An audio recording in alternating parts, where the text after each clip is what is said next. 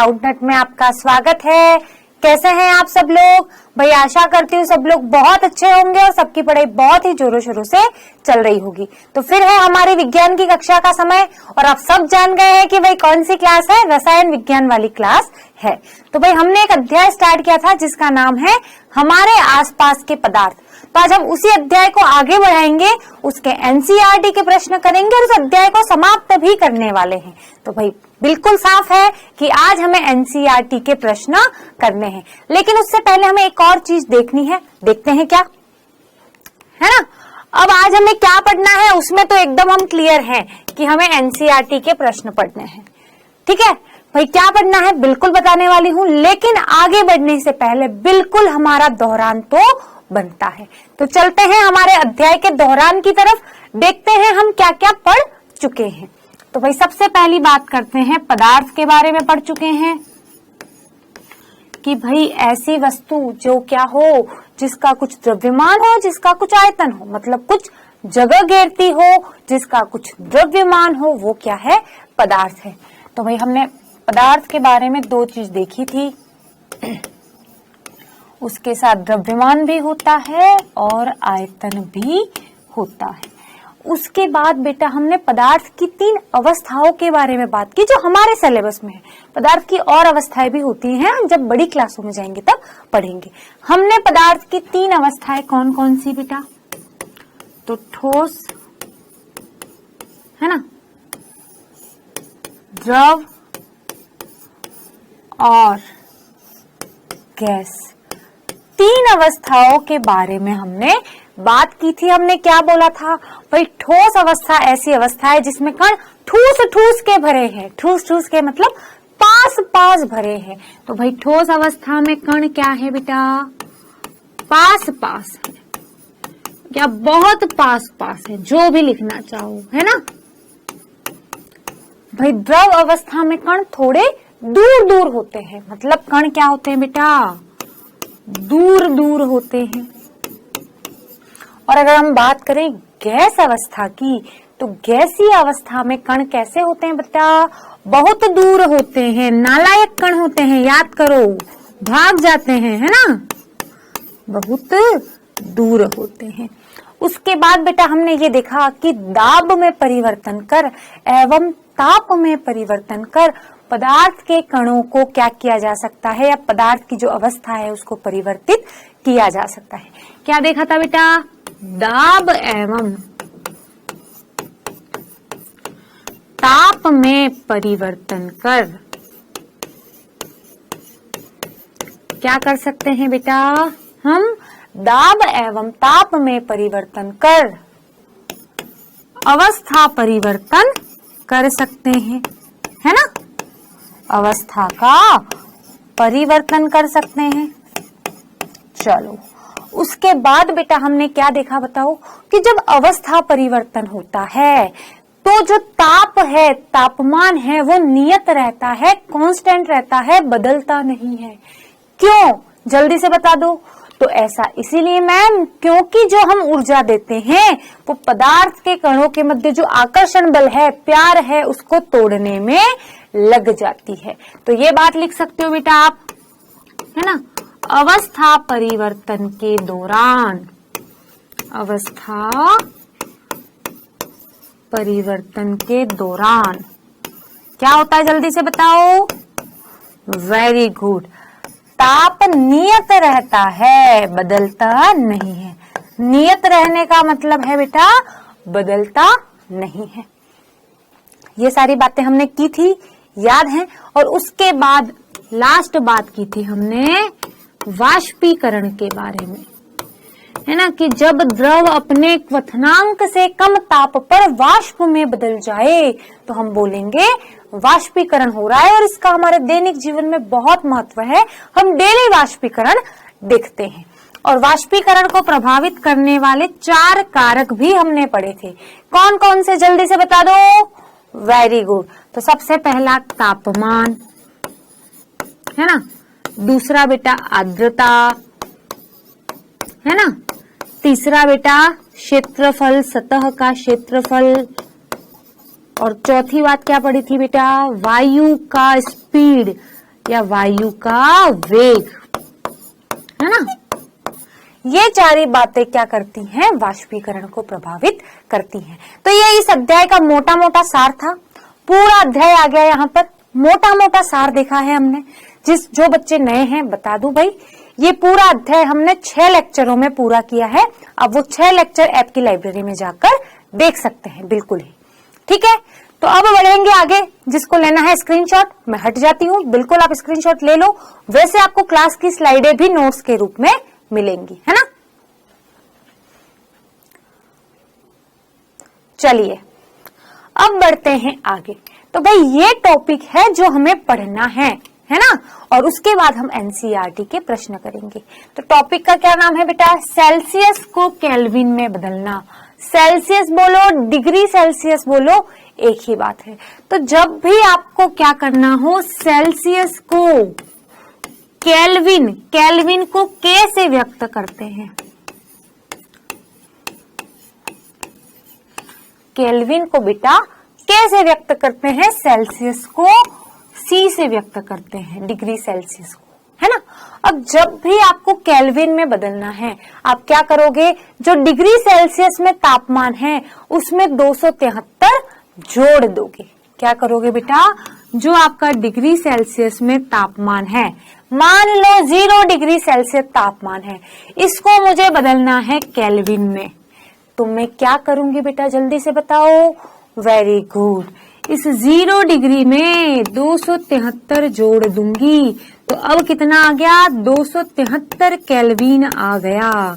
याद करो कल का दिन, कल मैंने बोला था क्या कि बर्फ का गलनांक कितना है, 0 डिग्री सेल्सियस या 273 केल्विन। समझ में आया, 0 डिग्री सेल्सियस बोलो, 273 केल्विन बोलो, दोनों एक ही बात है। क्या है बेटा, दोनों एक ही बात है। क्लियर है ये बात बिल्कुल आपको। चलो, मतलब डिग्री सेल्सियस प्लस 273 बराबर क्या हो जाएगा, केल्विन में ताप। क्लियर है, क्लियर है। चलो, तो अब आप मुझे करके बताओगे, 25 डिग्री सेल्सियस को केल्विन में बदलो। जल्दी से, जल्दी जल्दी। Very good, very good. क्या करोगे बेटा, 25 और इसमें जोड़ दो 273, है ना। तो 5 और 3 8, 7 और 2 9 और 2, तो कितना आ गया बेटा, 298 केल्विन आ गया। ठीक है, क्लियर है। चलो, ये किस में बदलना, हमने केल्विन में बदला। अब अगर आपसे पूछा जाए, कोई ताप आपको केल्विन में दे रखा हो, जैसे आपको दे रखा है 300 केल्विन, 300 केल्विन ताप दे रखा है, इसको आपको बदलना है डिग्री सेल्सियस में। किसमें, डिग्री सेल्सियस में। कैसे बदलोगे, जल्दी से बताओ। वेरी गुड मैम, हमें पता है कि डिग्री सेल्सियस प्लस 273 करेंगे जब हम, तो केल्विन में ताप आ जाएगा जो है 300। अब मैम मुझे क्या करना है, तो अब मुझे इसको बदलना है डिग्री सेल्सियस में। तो डिग्री सेल्सियस बराबर 300, है ना, माइनस क्या करोगे बेटा, ये 273 इधर से इधर जाएगा, बराबर के उधर। आपने गणित में रूल पढ़ा होगा कि जब हम बराबर के दूसरी साइड ले जाते हैं संख्या को तो चिन्ह बदल जाता है। प्लस 273 है, बराबर के विपरीत साइड आया तो माइनस 273 हो गया। कितना हो गया बेटा, कितना आएगा भाई, 10 में से 3 गया तो 7, है ना। 10 में से ये गया तो कितना, 2 और 0, तो 27 डिग्री सेल्सियस आ गया। तो इस प्रकार से क्या करना है, ताप को परिवर्तित कर सकते हो। क्लियर है बात आपके, बिल्कुल। बढ़े आगे, चलो। तो इसी के साथ में हमारा एक छोटू सा टॉपिक बचा हुआ था वो क्लियर हो गया है। ठीक है, अब हम करने वाले हैं क्या बेटा, एनसीईआरटी के प्रश्न। देखते हैं प्रश्न भाई। पहला प्रश्न है, निम्नलिखित तापमानों को सेल्सियस इकाई में परिवर्तित करना है। डिग्री सेल्सियस में करना है। भाई दो भाग है, देखते हैं। चलो, ए क्या बोल रहा है? 300 केल्विन। अरे मैम अभी हमने यही तो किया था। बिल्कुल यही किया था, तो अभी तो सबको पता है। फिर यहां लिखोगे हल। अब यहां हम देखने वाले हैं कि परीक्षा में उत्तर लिखना कैसे है। तो भाई दिया गया है, क्या लिखोगे भाई? दिया गया ताप कितना है? दिया गया ताप 300 केल्विन। ठीक है, ज्ञात करना है। क्या लिखोगे बेटा? ज्ञात करना है, क्योंकि भाई अगले साल हमारी बोर्ड परीक्षा है 10वीं की। अभी से लिखते चलेंगे तो आइडिया लगेगा, है ना, कैसे लिखते हैं उत्तर। तो दिया गया ताप 300 केल्विन, ज्ञात करना है। क्या ज्ञात करना है? डिग्री सेल्सियस में ताप, है ना। फिर क्या लिखोगे? सूत्र। सूत्र लिखा और इस पर की अंडरलाइन, है ना। तो केल्विन में ताप बराबर क्या होता है बेटा? डिग्री सेल्सियस में ताप प्लस 273। इसीलिए क्या बेटा? इसीलिए डिग्री सेल्सियस में ताप बराबर केल्विन में ताप माइनस 273। तो क्या आएगा बेटा? डिग्री सेल्सियस में ताप बराबर केल्विन में ताप माइनस 273। मैम माइनस क्यों लिखा बेटा? जब ये 273 बराबर की अपोजिट साइड दूसरी साइड जाएगा तो माइनस में आ जाएगा। तो भाई डिग्री सेल्सियस में ताप कितना आ गया बताओ? Very good. केल्विन में ताप जो दे रखा है 300 माइनस 273, तो उत्तर आ गया 27 डिग्री सेल्सियस। ये हुआ हमारा उत्तर, और ऐसे करना है परीक्षा में हल, ताकि मिलेंगे पूरे नंबर। क्लियर? दूसरा भाग देखते हैं। दूसरा भाग देखें, चलो। 573 केल्विन ये हमें दे रखा है। अब हल करते हैं। अब क्या करते हैं बेटा? हल करते हैं इसको। अब करते हैं हल। चलो करते हैं हल। भाई दिया गया है, क्या दे रखा है? केल्विन में ताप बराबर 573। तो लिखो इसी बात को। क्या लिखोगे बेटा? दिया गया ताप, दिया गया ताप बराबर 573 केल्विन। ज्ञात करना है। क्या ज्ञात करना है बताओ? तो ज्ञात करना है बेटा डिग्री सेल्सियस में ताप। अब लिखोगे सूत्र। तो बेटा डायरेक्ट सूत्र लिख लो, डिग्री सेल्सियस में ताप बराबर, ये वाला सूत्र लिख लो, है ना।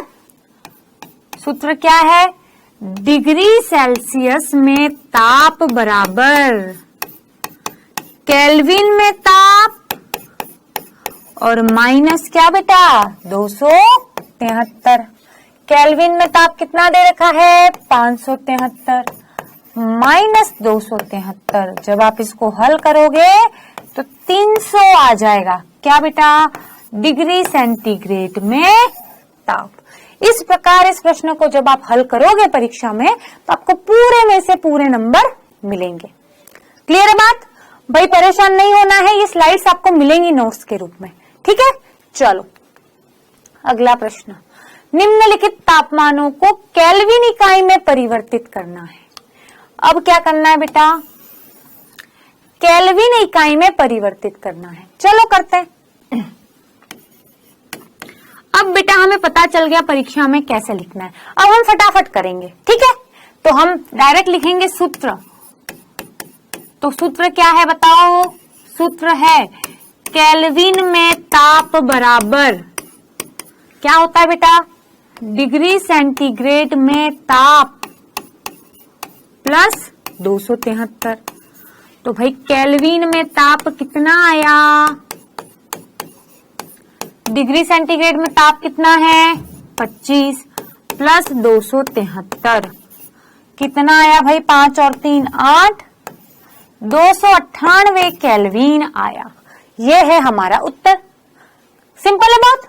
चलो बी वाले का हल देखते हैं। बी का हल देखते हैं। हल तो भाई केल्विन में ताप क्या हो जाएगा जल्दी से बताओ। वेरी गुड 373 प्लस इसमें क्या जोड़ दो 273 जोड़ दो तो 3 और 3 6 7 7 14 का 4 हासिल है 1 3 2 5 और 1 6 646 क्या बेटा केल्विन। बहुत सिंपल है, कर लोगे, बढ़े आगे, देख लो एक बार और अच्छे से। चलो बढ़ते हैं आगे, है ना। अगला प्रश्न, निम्नलिखित अवकलनों हेतु कारण लिखने हैं। 2 प्रश्न है, एक एक करके हल करते हैं। तो पहला क्या बोल रहा है, नेफ्थलीन को रखा रहने पर यह समय के साथ कुछ भी ठोस छोड़े बिना अदृश्य हो जाती है। नेफ्थलीन क्या है बताती हूँ, एक पदार्थ है, समझो भाई हमारे घरों में कपड़े होते हैं ना, तो मम्मी पता है कपड़े के अंदर सफेद सफेद गोलियां रखती हैं, है ना, ताकि कपड़ों पे क्या हो कीड़े नहीं लगे। फिर आप कुछ समय बाद देखते हो धीरे धीरे वो गोली छोटी होती जाती है, छोटी होती जाती है, और एक समय ऐसा आता है कि वो गोली गायब ही हो जाती है। मम्मी से पूछना, मम्मी बताएंगे। तो नेफ्थलीन की गोलियां आती हैं, पदार्थ है एक प्रकार का जो हमारे कपड़ों को कीड़ों से रक्षा करती है, ठीक है। तो अब बेटा वो क्या हो रही है कि कुछ समय बाद क्या करती है, उड़ जाती है। क्यों, पहले देखो क्या थी, गोली थी ऐसी, अब कुछ टाइम बाद दिख ही नहीं रही है, इसका मतलब उड़ गई, गैस बन गई। और अगर ठोस से डायरेक्ट गैस में कोई चीज बदले तो क्या बोलते हैं, ऊर्ध्वपातन बोलते हैं। तो नेफ्थलीन को जो गोली है वो ऊर्ध्वपातनशील होती है। तो नेफ्थलीन एक ऊर्ध्वपातनशील पदार्थ है जो समय के साथ ठोस से गैस अवस्था में बदल जाता है, इसीलिए हमें दिखाई नहीं देता है। ये बात लिखनी है। तो क्या लिखोगे बेटा, नेफ्थलीन, नेफ्थलीन एक ऊर्ध्वपातनशील पदार्थ है, ऊर्ध्वपातनशील पदार्थ है, इसीलिए समय के साथ क्या होता है बताओ बेटा, के साथ यह गैस अवस्था में बदल जाती है या बदल जाता है, जो लिखना हो, गैस अवस्था में बदल जाती है। मेरे साथ साथ लिखते चलो बेटा, है ना भाई। मैं इसको लिख के भी तो ला सकती थी, क्यों नहीं लिख के लाई, ताकि आप मेरे साथ साथ लिखो और आपको याद हो जाए कक्षा में, ठीक है। तो नेफ्थलीन एक ऊर्ध्वपातनशील पदार्थ है, इसीलिए समय के साथ यह गैस अवस्था में बदल जाती है और अदृश्य हो जाती है, अदृश्य हो जाती है।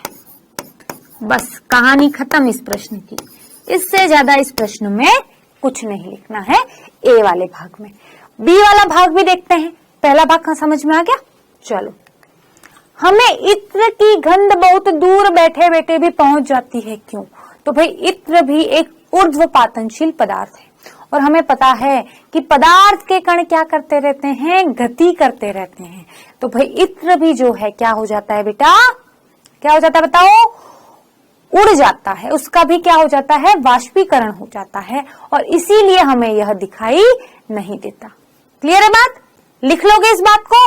बढ़ूं मैं आगे? चलो, निम्नलिखित पदार्थों को उनके कणों के बीच बढ़ते हुए आकर्षण के अनुसार व्यवस्थित करें। भाई बढ़ता हुआ आकर्षण का मतलब है कम आकर्षण, फिर ज्यादा आकर्षण, फिर ज्यादा आकर्षण। भाई जल, पानी कौन सी अवस्था है बताओ जल्दी से? वेरी गुड मैम, ये तो द्रव अवस्था है। चीनी, शक्कर कौन सी अवस्था है? ठोस अवस्था है। ऑक्सीजन भाई लेते हो, श्वसन में गैस अंदर ले रहे हो ऑक्सीजन, तो कौन सी अवस्था है? गैस अवस्था है। अब आप सभी को पता है ना क्या, कि भाई सबसे पास पास कण कौन से होते हैं? ठोस के होते हैं। मतलब ठोस के कणों के मध्य जो आकर्षण बल है वो सर्वाधिक है ना? तो भाई बढ़ते हुए आकर्षण में जमाना है, तो सबसे ज्यादा आकर्षण किस में है बेटा? ठोस के कणों में है ना? उससे कम आकर्षण किस में है?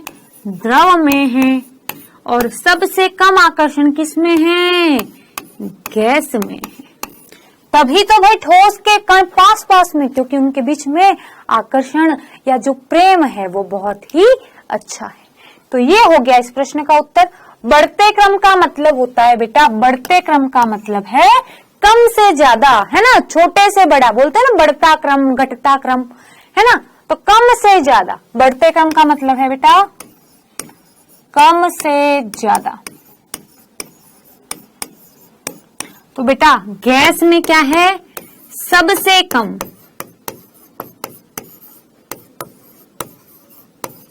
और ठोस में क्या है?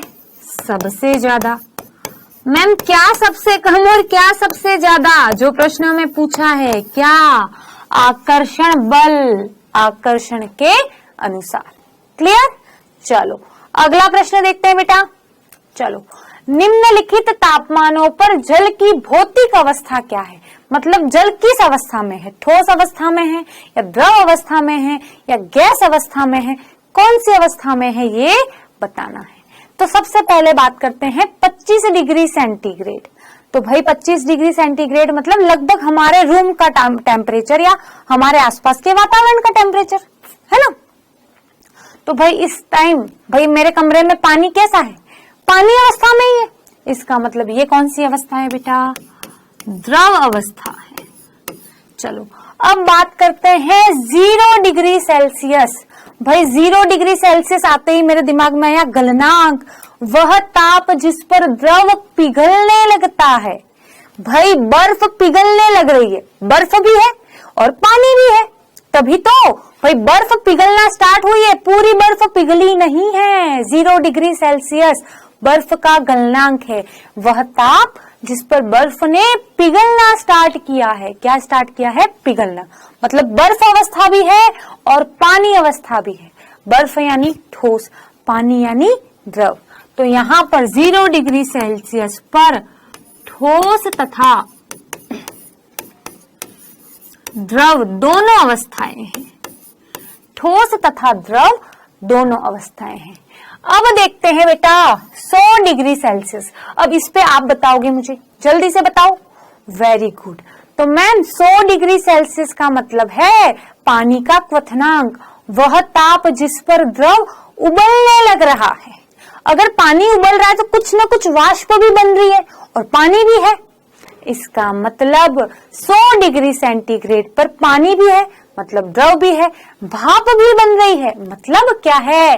गैस अवस्था भी है। तो भाई 100 डिग्री सेल्सियस पर द्रव तथा गैस दोनों अवस्थाएं हैं। क्लियर है बात? एकदम। बढ़े आगे।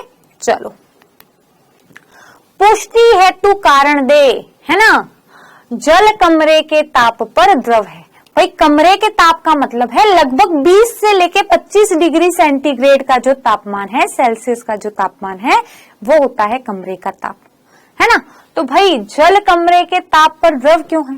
भाई हम द्रव कब बोलते हैं? जब उसका आकार क्या हो? अनिश्चित हो, लेकिन आयतन क्या हो? निश्चित हो। तो कमरे के ताप पर जल का आकार अनिश्चित है लेकिन आयतन निश्चित है, इसीलिए हम बोलते हैं कि जल कमरे के ताप पर क्या है? द्रव है। यही बात लिखनी है, ठीक है? चलो लिखते हैं। कमरे के ताप पर, कमरे के ताप पर क्या है बेटा? जल का आकार क्या है बताओ? जल का आकार अनिश्चित एवं आयतन क्या है बेटा? निश्चित है, एवं आयतन निश्चित है। इसीलिए जल क्या है बताओ? कमरे के ताप पर द्रव है। इसीलिए जल कमरे के ताप पर द्रव है। कमरे के ताप पर क्या है बेटा? द्रव है। ये बात क्लियर हो गई आपको, है ना? भाई हम द्रव कब बोलते हैं? जब उसका आकार अनिश्चित हो, बदलता रहता है। लेकिन आयतन क्या है? निश्चित है, फिक्स है। बाल्टी में डालो तो भी आधा लीटर है ना? घड़े में डालो तो भी आधा लीटर है, बोतल में डालो तो भी आधा लीटर है। इसीलिए भाई क्या है? जो जल है वो द्रव है कमरे के ताप पर। दूसरा, लोहे की अलमारी कमरे के ताप पर ठोस है। अब ये आप बताओगे? बताओ। Very good. क्योंकि कमरे के ताप पर लोहे की अलमारी का आकार एवं आयतन निश्चित है। तो क्या लिखोगे उत्तर में? चूंकि कमरे के ताप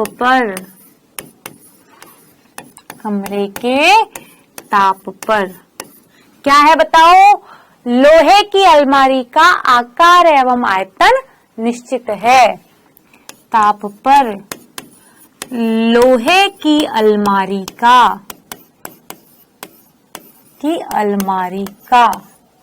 अलमारी को हम वापस लिख लेते हैं, है ना? चलो, कि अलमारी का क्या है बताओ? आकार एवं आयतन। आकार एवं आयतन क्या है बताओ? आकार एवं आयतन निश्चित है।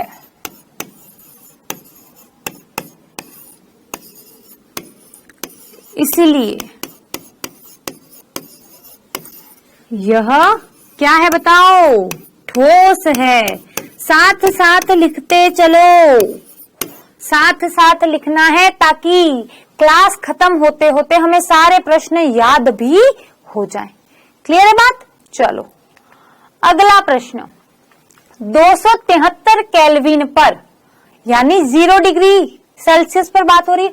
बर्फ को ठंडा करने पर तथा जल को इसी तापमान पर ठंडा करने पर शीतलता का प्रभाव अधिक क्यों होता है? याद करो, छुपी हुई उष्मा, गुप्त उष्मा। भाई पानी के पास छुपी हुई उष्मा भी तो है, याद करो, याद है? उष्मा, गुप्त उष्मा, संगलन की गुप्त उष्मा। तो भाई क्या लिखोगे? चूंकि 273 केल्विन ताप पर जल के पास, है ना, संगलन की गुप्त उष्मा भी होती है। संगलन की गुप्त उष्मा भी होती है। उष्मा भी होती है। इसीलिए क्या होता है बेटा? 273 केल्विन ताप पर बर्फ को ठंडा करने व जल को इसी तापमान पर ठंडा करने पर शीतलता का प्रभाव अधिक होता है। इसीलिए जल की शीतलता का प्रभाव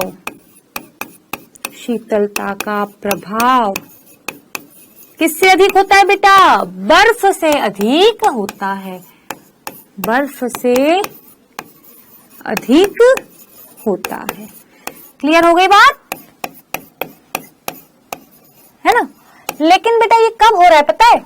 273 केल्विन ताप पर। ये बात ध्यान रखनी है ना, क्योंकि ऐसे तो बर्फ हमें ज्यादा ठंडा लगता है ना? लेकिन अगर हम बात करें 273 केल्विन ताप पर, तभी तो क्या है? जल के जो कण हैं उनके पास गुप्त उष्मा है। क्या है? गुप्त उष्मा है। क्लियर है? चलो अगला प्रश्न। इसका अब आप बताओगे, जल्दी से बता दो। Very good. उबलते हुए जल तथा भाप में से जलने की तीव्रता किसमें अधिक महसूस होती है? भाप में महसूस होती है, क्योंकि भाप के कणों के पास वाष्पीकरण की गुप्त ऊष्मा है। याद करो, हमने पढ़ा है। ठीक है, जो बच्चा नया है या जिसने क्लास नहीं देखी है बेटा, क्लास देखना है ना। तो क्या लिखोगे? चूंकि भाप के पास क्या होती है बताओ? वाष्पीकरण की गुप्त ऊष्मा होती है। वाष्पीकरण की गुप्त ऊष्मा होती है, इसीलिए क्या होता है बताओ? उबलते हुए क्या जल तथा भाप में से क्या है, हमें भाप से जल जाए अगर, तो हमें तीव्रता या बहुत ज्यादा जलन महसूस होती है। आगे की बात तो आप लिखोगे, पूरा प्रश्न लिखना है वापिस, है ना। इसीलिए हमें भाप से जलने पर जलने की तीव्रता अधिक महसूस होती है। लिख लो, है ना। इसीलिए हमें भाप से जलने पर क्या होता है बताओ? पर जलन की तीव्रता अधिक महसूस होती है। जलन की तीव्रता अधिक महसूस होती है भाई, अधिक महसूस होती है।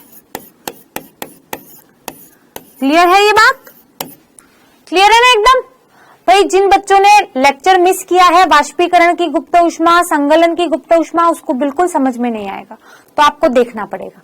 ठीक है, चलो अब ये रेखा चित्र है, उसमें हमें बताना है कि A B C D E F क्या है। ठीक है, चलो देखते हैं। भाई ठोस से निशान देखो, ये तीर का निशान किधर है? तीर का मुंह किधर है? तीर का मुंह द्रव की तरफ, मतलब ठोस से द्रव में बदल रहा है। ठोस से द्रव में बदलना क्या कहलाता है बेटा? गलना या संगलन कहलाता है। इसका मतलब ये ए क्या है बेटा? संगलन है ना। अब भाई डी देखो क्या है? द्रव से होकर कहां जा रहा है? तीर का निशान ठोस की तरफ है। तीर का निशान ठोस की तरफ है, इसका मतलब ठोस बदल रहा है। कहां से तीर शुरू कहां से हुआ है बेटा? द्रव से। तो द्रव से ठोस में बदलना क्या कहलाता है बताओ भाई? द्रव से ठोस में बदलना कहलाता है जमना। तो ये है जमना। चलो अब देखो, ठोस से ये तीर शुरू हुआ, ठोस से शुरू हुआ और खत्म कहां हुआ? गैस पे। तो ठोस से गैस में बदलना क्या कहलाता है बेटा? ऊर्ध्वपातन कहलाता है। तो भाई ई क्या हो गया? ऊर्ध्वपातन। चलो अब देखते हैं, देखो ये तीर द्रव से स्टार्ट हो रहा है और खत्म इसका मुंह कहां पे है? गैस में। यानी द्रव से गैस में बदलना क्या कहलाता है बताओ बेटा? तो द्रव से गैस में बदलना कहलाता है वाष्पीकरण। तो भाई बी क्या है बेटा आपका? वाष्पीकरण है। सी क्या है बेटा आपका? गैस से द्रव में बदलना संगनन कहलाता है। याद है? परिभाषा लिखवाई है बेटा। और देखो ये कहां से तीर स्टार्ट हुआ? गैस से, और खत्म कहां हो रहा है? ठोस पे। तो गैस से ठोस में बदलना भी ऊर्ध्वपातन कहलाता है। तो भाई एफ क्या है? ऊर्ध्वपातन है। ये सारी परिभाषाएं बेटा आपको याद होनी चाहिए। ठीक है, चलो देखते हैं अगला प्रश्न। किसी भी पदार्थ की अवस्था परिवर्तन के दौरान तापमान स्थिर क्यों रहता है? कोई बता सकता है? क्योंकि अवस्था परिवर्तन के दौरान दी गई ऊष्मा क्या करती है? पदार्थ के कणों के मध्य आकर्षण बल को कमजोर करने काम आती है। तभी तो क्या हो रहा है? ताप कांस्टेंट रह रहा है ना। तो इसी बात को लिखना है। क्योंकि अवस्था परिवर्तन के दौरान, परिवर्तन के दौरान दी गई ऊष्मा क्या करती है बताओ? दी गई ऊष्मा पदार्थ के कणों के मध्य आकर्षण को कम करने के काम आती है। के मध्य किसको बेटा? आकर्षण को या आकर्षण बल को, जो भी लिखना चाहो,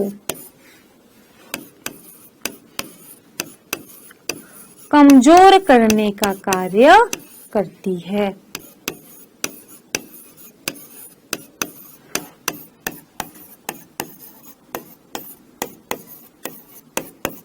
इस चैप्टर की बेटा हमने एक एक चीज लाइन बाय लाइन हमने एनसीईआरटी की पढ़ी है, ठीक है। मेरे 6 लेक्चर देख लिए और ये 7वां लेक्चर आपने देख लिया किसका बेटा? एनसीईआरटी के प्रश्न का। इससे बाहर भाई आपके कुछ नहीं जाना है। होमवर्क कर लो, क्विज देख लो, आपका काम खत्म हो गया, ठीक है। इससे ज्यादा कुछ नहीं है इस चैप्टर में। चलो अगला प्रश्न और अंतिम प्रश्न, वायुमंडलीय गैसों को द्रव में परिवर्तन के लिए कोई विधि सुझाइए। तो भाई हमने बात की थी, क्या बताओ? कि भाई ये गैस है, इस डब्बे में मैंने गैस भरी, गैस के कण कैसे हैं? नालायक हैं, इधर उधर घूम रहे हैं, है ना। अब मुझे क्या करना है? इसको, इसमें क्या है? गैस के कण है। अब बेटा मुझे अगर इन नालायक कणों को क्या करना है? द्रव में बदलना है। तो मैं इस पे क्या करूं बेटा? मैं इस पर दाब लगा दूं। अब जैसे ही मैं दाब लगाऊंगी, इसको मैं नीचे की तरफ ले जाऊंगी ना, कण पर क्या लगेगा भाई? दबाव लगेगा, दाब लगेगा और कण पास पास आ जाएंगे। और अगर कण पास पास आ गए तो मैं बोल दूंगी कि द्रव अवस्था आ गई है ना। तो भाई गैस के कणों पर अत्यधिक दाब लगाकर हम गैस के कणों को हम किस में परिवर्तित कर सकते हैं बताओ? गैस के कणों को द्रव में परिवर्तित कर सकते हैं। तो लिख लो ये बात, गैस के कणों पर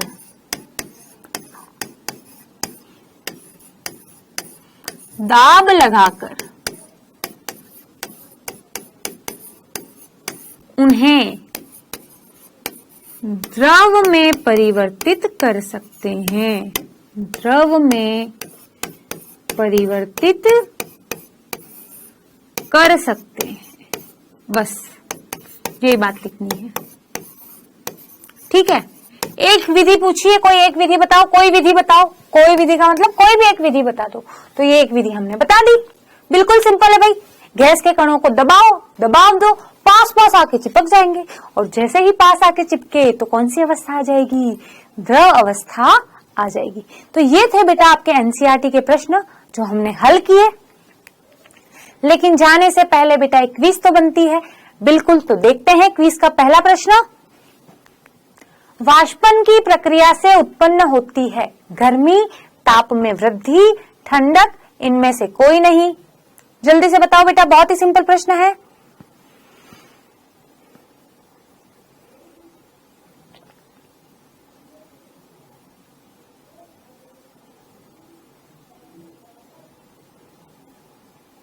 जल्दी करो बेटा।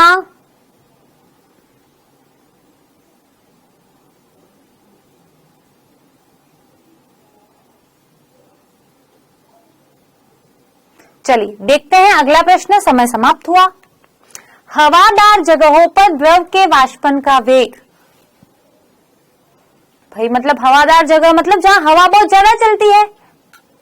तो बताओ भाई, पवन का वेग बढ़ाने पर वाष्पीकरण पर क्या प्रभाव पड़ता है? यही बात हमने देखी भी है, बताओ जल्दी से।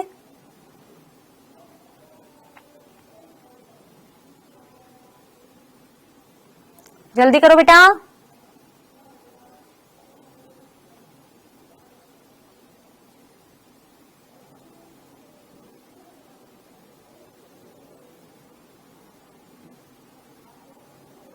चलिए, तो समय समाप्त हुआ बेटा।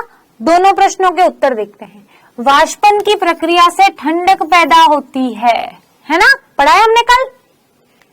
हवादार जगहों पर द्रव के वाष्पन का वेग क्या होता है? भाई हवादार जगह बहुत तेज हवा चली तो अपने साथ वाष्प के कण उड़ा के ले गई, तो वाष्पीकरण तेज हो गया, मतलब वाष्पन का वेग बढ़ जाता है। क्या हो जाता है बेटा? बढ़ जाता है। ठीक है, तो प्यारे बच्चों आज हमने क्या किया? आज हमने एनसीईआरटी के क्वेश्चन किए, है ना। ये रहा आपका होमवर्क जो आपको करके लाना है। आपको पीडीएफ के रूप में बिल्कुल ये मिल जाएगा। स्क्रीनशॉट लेना चाहते हो तो ले सकते हो। चलो, तो बेटा इसी के साथ हमारे पहले अध्याय की सारी बातें खत्म हो गई। हमने एनसीईआरटी के प्रश्न भी स्टार्ट कर लिए। अब जब भी हमारी नेक्स्ट क्लास होगी हम क्या करेंगे? अध्याय 2, जिसका नाम है क्या हमारे आसपास के पदार्थ शुद्ध हैं। ठीक है, तो आज की कक्षा में इतना ही। हम फिर मिलेंगे अगली कक्षा में। तब तक के लिए बाय बाय, टेक केयर।